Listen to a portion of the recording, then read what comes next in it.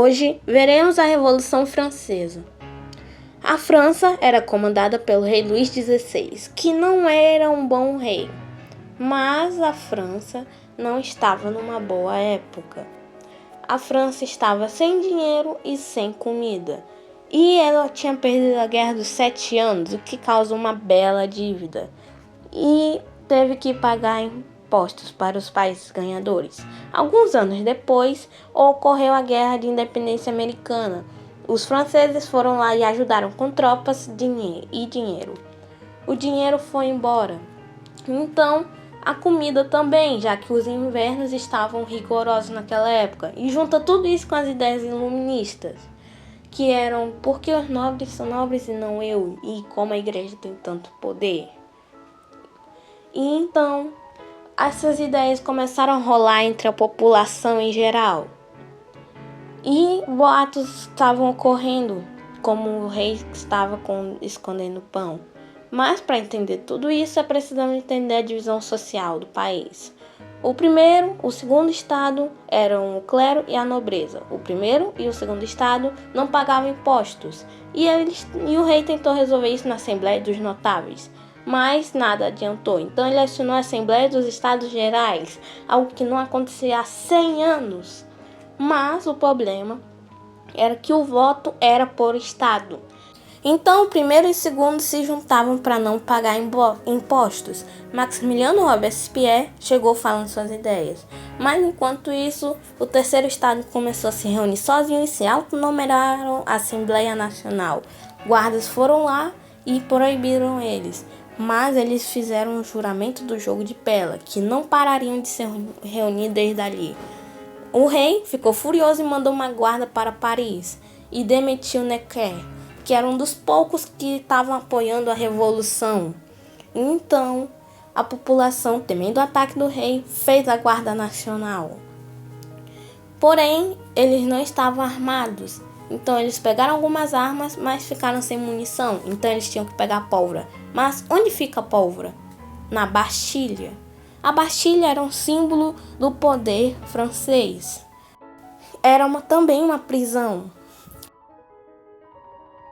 Mas os franceses foram lá e derrubaram ela, desmontaram por completo. O rei viu isso e ficou assustado. E então aqui surge a bandeira da Revolução Francesa. A Revolução chegou nos campos e isso causou grande medo entre os nobres. O feudalismo foi abolido. Então veio o direito do homem e do cidadão, baseado nos conceitos de Liberté, Fraternité e Égalité. Liberdade, fraternidade e igualdade. Com isso, agora a França tinha direitos. Então o poder na França ficou dividido em dois: na Assembleia Nacional Constituinte e o rei. Então a população teve liberdade de imprensa.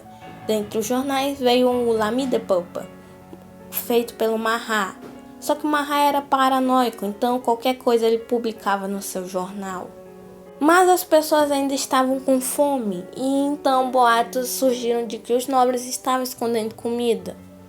Então uma multidão enfurecida foi até o Palácio de Versalhes, detonaram com os guardas e logo depois ordenaram que o rei se mudasse para Paris, para ficar mais, entre aspas, perto do povo.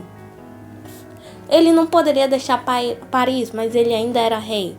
Então ele teve que assinar uma papelada que dava mais poder para a população. Os bens da igreja foram confiscados e aboliram títulos de nobreza, escravidão e deram direito de divórcio. A partir daí o rei virou mais um símbolo. Basicamente na França surgiram dois poderes, jacobinos e girondinos. O rei tentou fugir, porém ele foi pego na tentativa de ir para a Áustria.